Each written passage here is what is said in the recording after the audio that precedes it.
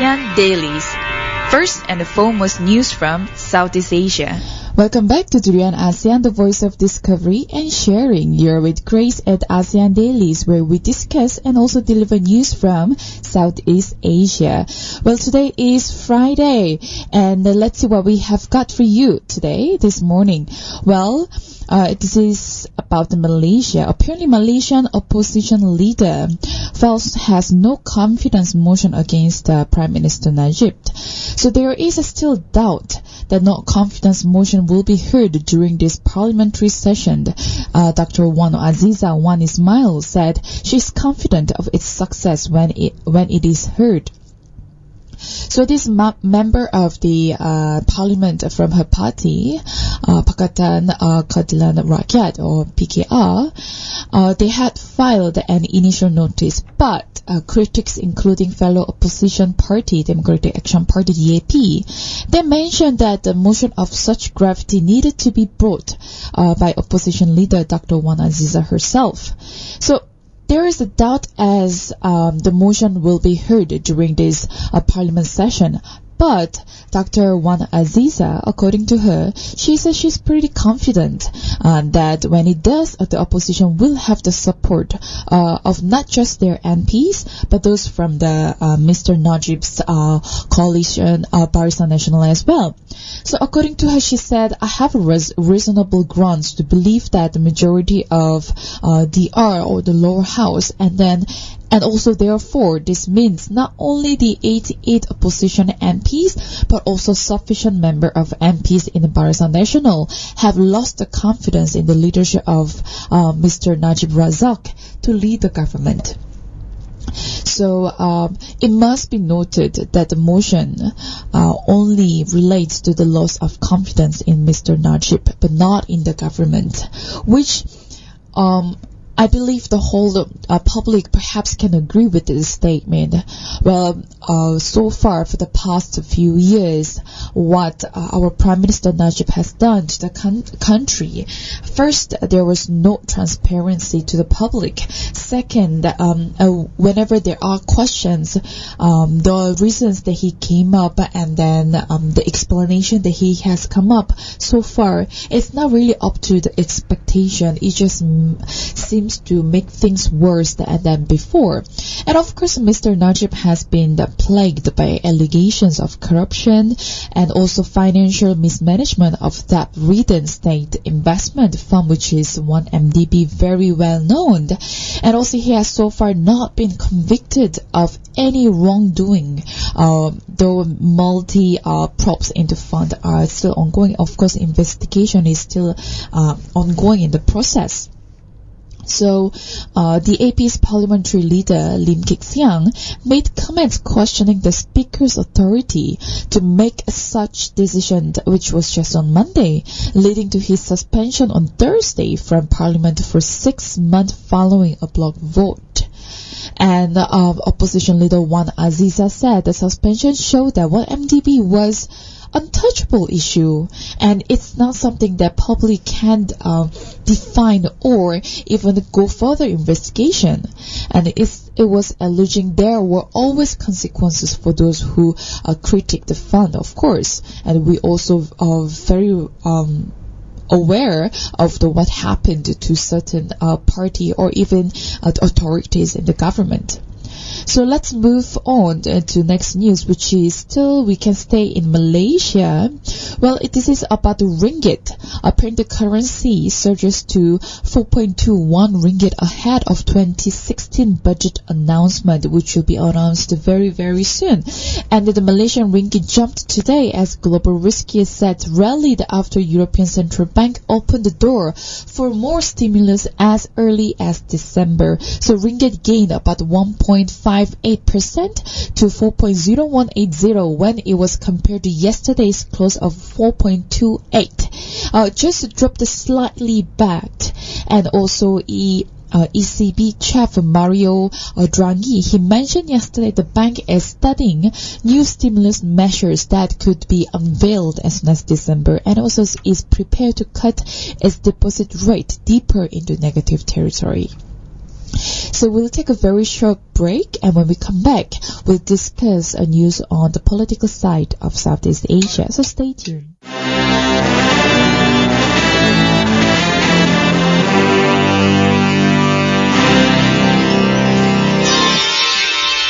ASEAN Dailies.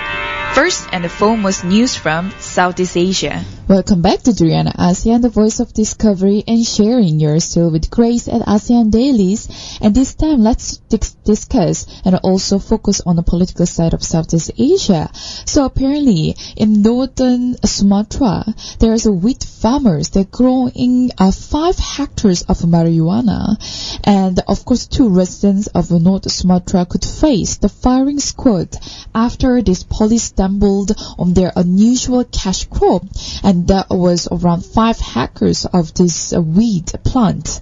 So these suspects, identified only as L, who was 45, and H, who was 35, they were arrested earlier this week in connection with the discovery of the plantation in Rao village in the Madalin Natal district. So they are now under investigation by the police. Sir Commander Reinhard Slitonga, the North Sumatra Police and Anti-Narcotics Chief, he mentioned on Wednesday, as quoted by the Compass. So they face possible charges of production of an illegal substance under 2009 anti-narcotics law, for which the maximum sentence is death. And the government of President Joko Widodo has executed 14 people so far this year, all of them convicted of drug offenses. And in Indonesia, especially when it comes to drug dealing or even having the plantation there, it is illegal. And if you are caught there, definitely you are going for the execution, even very harsh punishments there. So that also to bring the awareness of what's happening and then what's not to do in Indonesia. But there are still lots of or even hidden these activities going on when it comes to weed. And this case was these 2 men growing 5 hectares of marijuana in the northern part of Indonesia. So still, Indonesia is pretty well known for having a lot of weed and also other drug dealing activities going on. So Joko Widodo has come up with a very strict law as on also policies, and which doesn't seem to stop anytime soon, even though there are lots of human rights activities and also organizations coming against his decision. But however, this also is to make sure that these activities will soon stop in the near future. And Indonesia, we can still stay in Indonesia, is to cut the number of Jakarta flights per hour over safety concerns. So apparently Indonesia will cut completely the number of flights. This is due to safety concern, officials said on Wednesday. This is following the series of major crashes that have killed more than 300 people in the last year. So to help ease the workload on the air traffic controllers at Jakarta's Soekarno Hatta International Airport, it will be limited only to 60 takeoffs and also landing an hour, and down from around 72 at peak hours currently.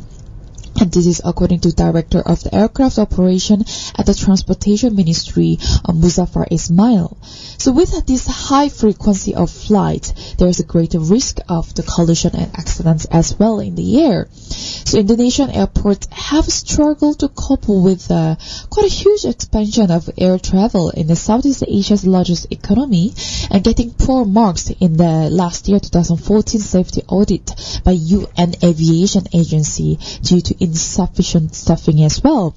So this country has a poor aviation safety record with 4 major crashes in less than a year. That's pretty frequent if you were to calculate the amount of flights as well as accidents occurrence in a year.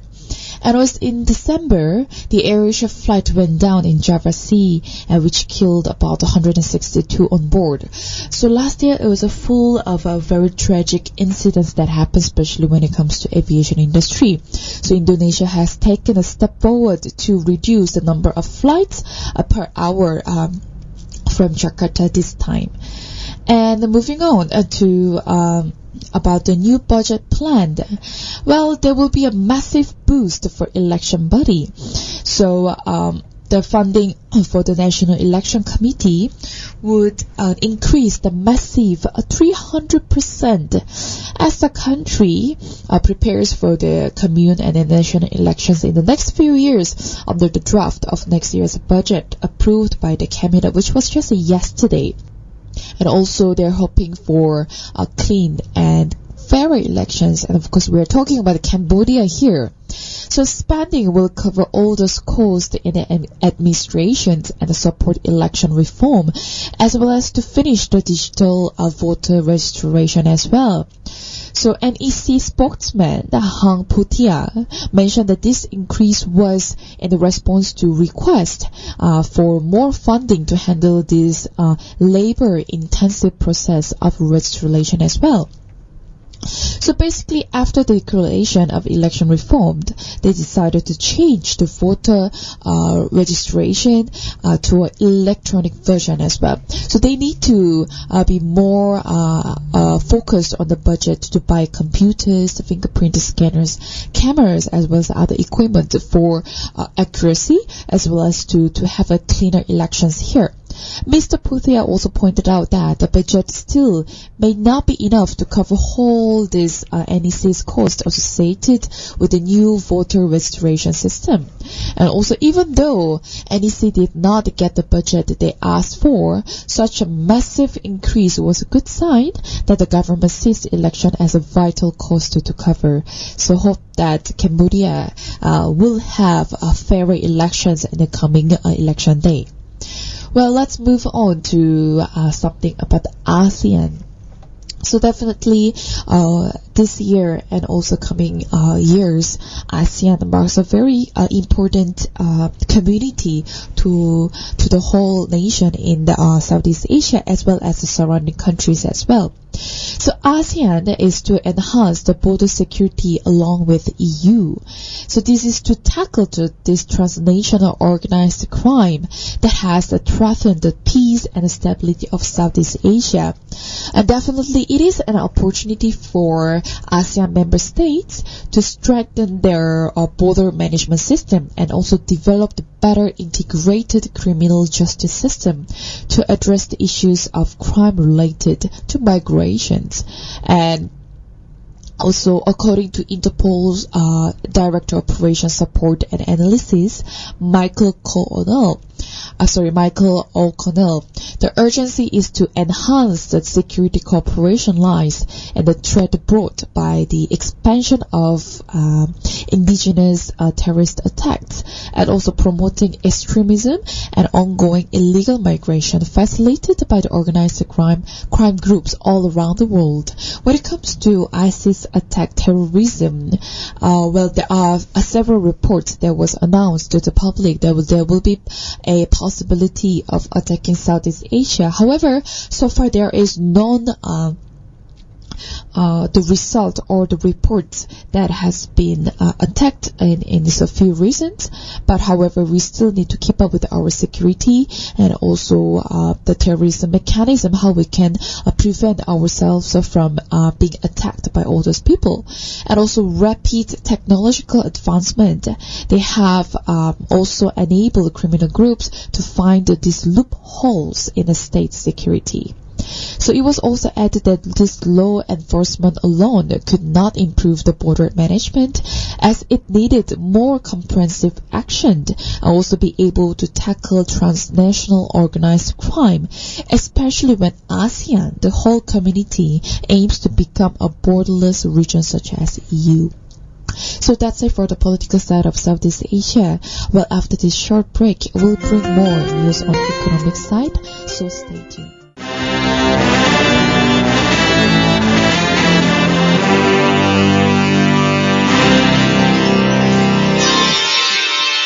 ASEAN Dailies. First and foremost news from Southeast Asia. Welcome back to Triana ASEAN, the voice of discovery and sharing. You're with Grace at ASEAN Dailies, and this time let's focus on economic side of Southeast Asia. And let's travel to Indonesia. Well, we do have quite many Indonesian news today. According to the President Joko Widodo, he says Indonesia may relax foreign investment rules. Well, it's a questionable because before he was against foreign interference and he wanted to focus on domestic issues. He needs to sort of make up his mind, isn't he?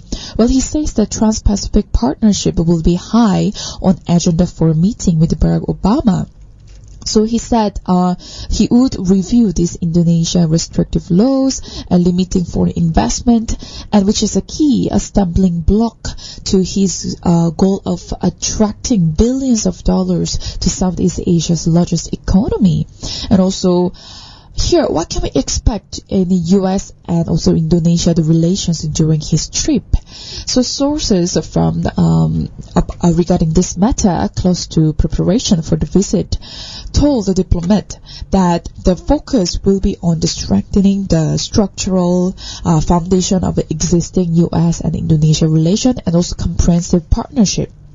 Deepening defense, also economic cooperation, and shaping the narratives of Indonesia in the United States. Perhaps Joko Widodo has found us important of having this agreement, TPP, and also the significance of how it will benefit the whole nation as well as the neighboring countries. Perhaps that's why he wants to now focus more on the international foreign investment as well as to build up the good relationship with other neighborhoods. So let's see how it goes like from there, because Indonesia was not really fond of all this free trade agreement before, and now they have stepped forward to be more active than before, which is actually positive news, because as an ASEAN, as a whole community, we can do something about it. So of course, there are still lots of domestic issues, and a lot of focus needs to be aligned on the domestic matters. However, it is also important that he is now announcing to have more relations as well as to build up a better development with other nations, which is pretty positive news. Well, let's go to the Laos. Apparently next year, Laos will chair the ASEAN, and they will host the Chinese Banana Rush. Well, several investors from China have spent the past decade establishing banana plantations in the north of the country. So this northern part of Laos is emerging as a very important source of fresh bananas for the Chinese market. And with several different investors from China itself, they understood to be establishing these plantations, covering thousands of hectares across several different regions in Laos. And the investors have been drawn to the region by good availability of suitable and affordable land with advantageous conditions for banana plantations. Well, it is good that Laos has pretty attractive export element, which is banana, and these factors which are often not as easy to find in China. So it is attracting to all these Chinese investors to Laos. And according to various reports, the Chinese government has been actively encouraging entrepreneurs to emigrate to Laos as well, so to open up more startups as well as SMEs in Laos. And China provides Laos with financial incentives to acquire land, which may locals are probably be happy to offer long-term leases for apparently better returns than they themselves achieved previously by producing crops such as rice or maize even. So which is really good for economic side in Laos for sure. So hope that Laos can boost up in terms of economy, also by the help of China as well. So that's it for our economic side of Southeast Asia. But stay tuned, we'll be delivering news on the arts and culture side of Southeast Asia.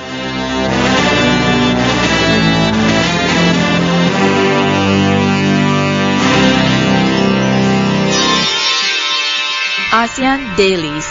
First and the foremost news from Southeast Asia. Welcome back to Driana ASEAN, the voice of discovery and sharing. You're with Grace at ASEAN Dailies. We discuss matters around the Southeast Asia. Now we are focusing on the arts and culture part. Well, there are 6 Singapore-made satellites to blast into space apparently, and Singapore is taking its boldest leap yet into space when it launches 6 locally made satellites in December. So among them is about 400 kilogram satellite that can conduct surveillance and missions for maritime and border security as well. So this time around, these satellites are being built from scratch by teams from a defense manufacturer, Singapore Technology Electronics, and National University of Singapore, and NTU as well. NTU, which has put 4 satellites in space, they will add 3 more at the end of the year to monitor tropical climate and also test experimental satellite-based communication. And also in US, there are 2 new satellites will conduct scientific experiments and also analyze the Earth's surface as well. This is something that Singapore should be very proud, because that will be their own satellites launching into space. And besides Singapore, the other countries in the region that have their own satellites in space include perhaps Indonesia, Thailand, as well as Malaysia as well. So all the best to Singapore, and let's congratulate them for having all the 6 Singapore-made satellites that will launch very, very soon. So next one is still stay in Singapore. But Singapore Polytechnic wins the inaugural ASEAN People's Award. So it is apparently among 10 recipients honored for their contributors towards the ASEAN community building efforts. And experimental learning is weaved into the curriculum at Singapore Polytechnic.